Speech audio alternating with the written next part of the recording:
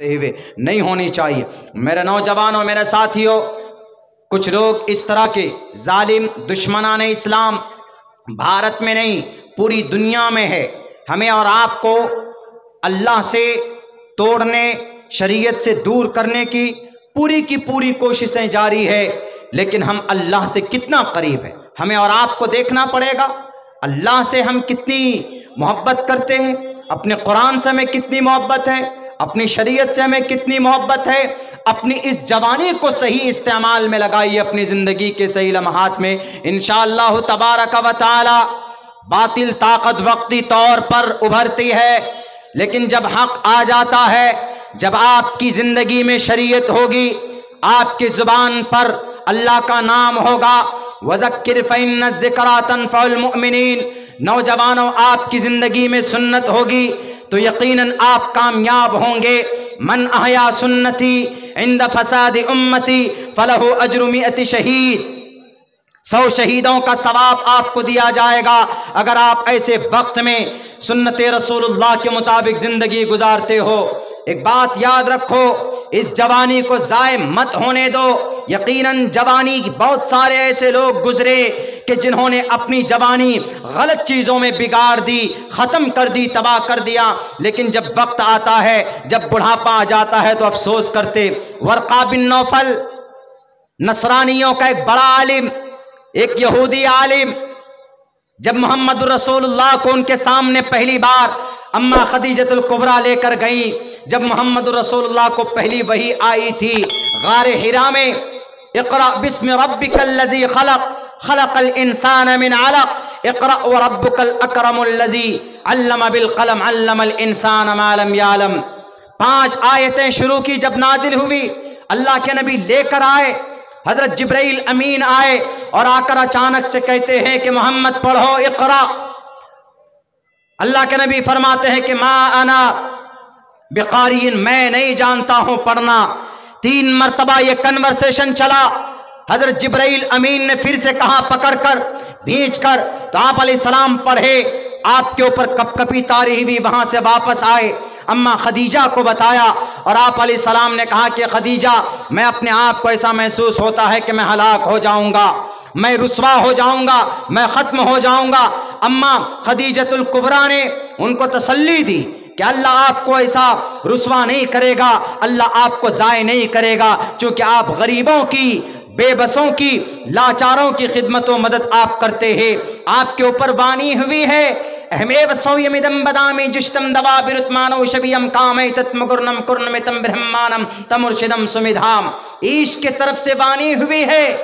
चलिए हम अपने भैया के पास जाते हैं, अपने चचेरे भाई के पास। अम्मा खदीजा मोहम्मद रसूलुल्लाह को लेकर जाती है और फिर अल्लाह के नबी पूरे अहवाल को बयान करते, तो वो वर्क़ा बिन नौफल क्या कहता है कि काश मैं जवान होता उस वक्त जब आपकी कौम आपको अपने समाज से, आपको आपके गांव से निकाल देगी।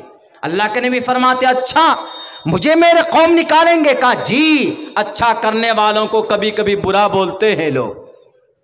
आप लोग ऐसा है, जब कोई अच्छा करता है तो लोग, बहुत से लोग कहते हैं कि यही आया बड़ा काम करने वाला। अच्छे करने वालों की पुलिंग डाउन ज़्यादा होती। ये जो जलसा होता है ना, इस तरह के जलसे जो लोग करते हैं, तो बात बहुत सारे लोग ऐसे भी बोलेंगे कोई काम नहीं मिलता, तुमको जलसा कर रहे हो, क्या होता है इस जलसे से?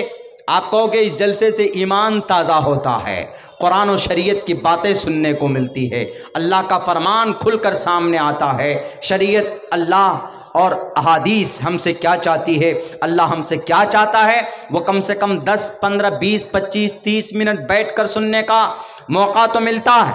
तो बहुत सारे लोग होते हैं जो कहते हैं कमेटी वालों को कुछ नहीं मिलता, जलसा करते हैं। तो इसीलिए अच्छा जो करता है लोग पैर खींचते भी हैं, बहुत सारे लोग होते हैं, हर जमाने में होते हैं। तो वर्क़ा बिन नौफल ने कहा कि मोहम्मद तुमको तुम्हारे गांव से तुमको निकालेगा तुम्हारे समाज के लोग। तो मोहम्मद रसूलुल्लाह चौंक के बोलते हैं आश्चर्य होकर कि हमको हमारे लोग निकालेंगे? कहा जी, तुमको तुम्हारे गांव से निकाल देंगे, तुम्हारे हक की आवाज़ को बुलंद करने की वजह से। काश मैं जवान होता, देखिए जवानी की ख्वाहिश कर रहे, काश मैं उस वक्त जवान होता जब तुम्हारे कौम के लोग तुमको निकाल देते, तो मैं तुम्हारा इकरार और एतराफ करता और तुम्हारी मैं मदद करता। अभी तो हमारे पास जवानी है, जितना ज्यादा हो सके, जितना ज्यादा हो सके अपनी जवानी को नमाज में, रोजे में, सोशल वर्क में, गरीबों की मदद, समाज में अच्छा काम। अगर कोई जवान है, ग्रेजुएशन पढ़ाई का जमाना है तो ढंग से पढ़े, वो मेहनत करे। अगर कोई जवान है, अगर बिजनेस में लगना चाहता है तो जाए, मेहनत से काम करे, ईमानदारी से, लेकिन शराब की थैलियों में न जाए कि नहीं जनाब ये जवानी है, अभी जवानी है, जब बुढ़ापा होगा तब अल्लाह को याद कर लेंगे, उस वक्त तो यू विल बी एक्सपायर्ड।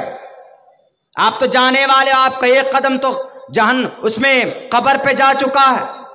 बूढ़े होकर नमाज रोजा नहीं, वो तो मरने का समय। इबादत में मजा तभी आता है जब खून के अंदर गर्मी हो।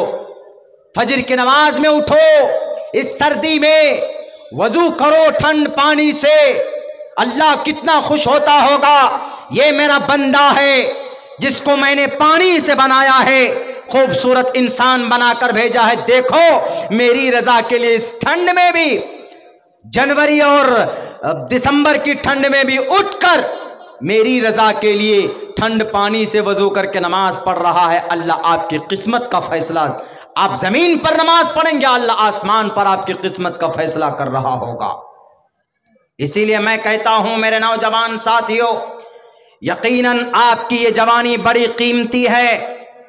अगर आपने इसको जाने दिया अपने हाथ से, ना तो आप अल्लाह के महबूब बन पाएंगे।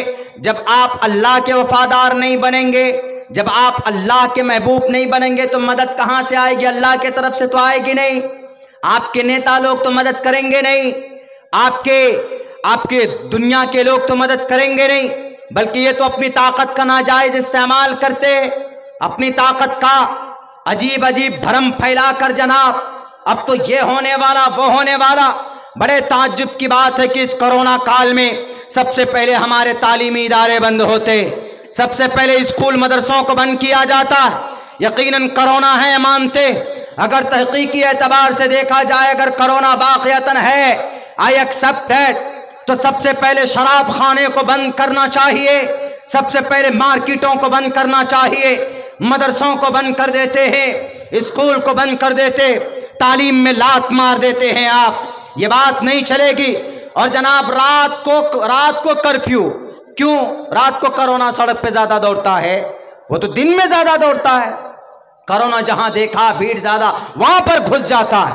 मेरे भाइयों, अल्लाह तौफीक दे इन लोगों को, सही हिदायत की तौफीक दे, सही समझने की तौफीक दे।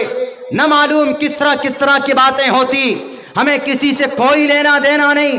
हम तो इतना जानते हैं कि अल्लाह तबारक व तआला ने 60 साल 70 साल की जिंदगी हमें दी, बस कुरान और सुन्नत के मुताबिक हमारी ये जिंदगी गुजरनी चाहिए। वैदाहम में पुरुष महानिमा द्वितीय वारुण तपस्य प्रस्तात न्याय दृष्टि पूताम, हम अपनी जिंदगी गुजारेंगे दृष्टि पूताम, सोच समझकर, सत्य पूताम, सच बोलकर, वदेद वाचम वस्त्र पूताम जलम भेद, हम पानी भी पिएंगे तो फूंक फूंक कर, यानी सुन्नत रसूलुल्लाह के मुताबिक जिंदगी गुजारेंगे। मन आया सुन्नती का तर्जमा, मेरे मुसलमान भाइयों, इस्लाम का सबसे बड़ा दुश्मन, नाम उनका पंडित दयानंद सरस्वती जी अपनी किताब में इस हदीस का तज़किरा करता, मन आया सुन्नती इंद फसादी उम्मती, जो मेरी सुन्नत को जिंदा करेगा। जिस वक्त सुन्नत को मिटाया जा रहा हो, जिस वक्त कुरान के, जिस वक्त शरीयत की धज्जियां उड़ाई जा रही हो, उस वक्त अगर एक सुन्नत पर कोई अमल करेगा, कोई अल्लाह के फरमान को अगर कोई मानेगा, तो अल्लाह तबारक व तआला उसके मकाम को, उसको 100 शहीदों का सवाब उसके लिए दिया जाता। हम और आप नहीं, इतनी अच्छी शरीयत है हमारे बीच में मेरे नौजवानों, कि पंडित दयानंद सरस्वती जी, जिसको अल्लाह पर एतराज, जिसको भगवान पर एतराज, जिसको ईश्वर पर एतराज, उन्होंने जैन, उन्होंने आर्या समाज बनाया। पंडित दयानंद सरस्वती जी ने आर्या समाज। वो कहते हैं न हिंदू सही, न मुसलमान सही, न क्रिश्चियन सही, न जैन सही, न बौद्ध सही। इसलिए उन्होंने अलग से एक धर्म बनाकर उन्होंने अपना कलिमा बनाया। पंडित दयानंद सरस्वती जी का कलिमा, उन्होंने कलिमा बनाया, ओम शन्नो मित्रा शन्नो वरुणा शन्नो वरुणा शन्नो भवत्वर्यमा शन्ना ब्रह्मा बृहस्पति नमो ब्रह्मणे नमस्ते वायो तमेव प्रत्यक्षम ब्रह्मासी ओम शांति ओम शांति ओम शांति। बहुत बड़ा मंत्र श्लोक उन्होंने ये कलिमा बनाया, सब धर्म से अलग होकर। लेकिन बताइए, इस कलिमे को जब इस संस्कृत की इस लाइन को आप पढ़ेंगे, ओम शन्नो वरुणा ओम शन्नो मित्रा, ओम हम पूजा करते हैं, हम अकार मकार सकार करते हैं। शन्नो मित्रा का मित्रा जो बहुत ज्यादा मोहब्बत करने वाले, यानी अलवदूद, अल्लाह का जो नाम अलवदूद है उसका जिक्र किया अपनी जुबान में, संस्कृत जुबान में, अपने इस कलिमे के अंदर। शन्नो मित्रा शन्नो भवत्वर्यमः शन्ना ब्रह्मा बृहस्पति नमो ब्रह्मणे। ये जितने भी नाम हैं उस जात के, उन सब के सामने हम नतमस्तक होते हैं। नमस्ते वायो तमेव प्रत्यक्षम ब्रह्मासी, यानी जो हम कुरान में सूरह फातिहा में पढ़ते हैं, इय्याका नाबुदु या अल्लाह, हम तेरी ही इबादत करते हैं, तेरी ही भक्ति करते हैं, हम तेरे ही सामने अपने सर को झुकाते हैं। वही बात उन्होंने अपने मंत्र के अंदर ये बात कही। इतना प्यारा, इतनी प्यारी शरीयत हमारी है, सूरह फातिहा है, कि कोई भी अगर अपना धर्म बनाता है तो कहीं ना कहीं कुरान से, अहादीस से एक टुकड़ा लेकर अपनी शरीयत के अंदर रख देता। क्यों? वो जानता है इस बात को, वो जानता है कि मोहम्मद के बगैर, कुरान के बगैर, शरीयत के बगैर मुक्ति नहीं मिल सकती है। इसलिए एक न एक टुकड़ा अपने ग्रंथ के अंदर जरूर मौजूद रखता।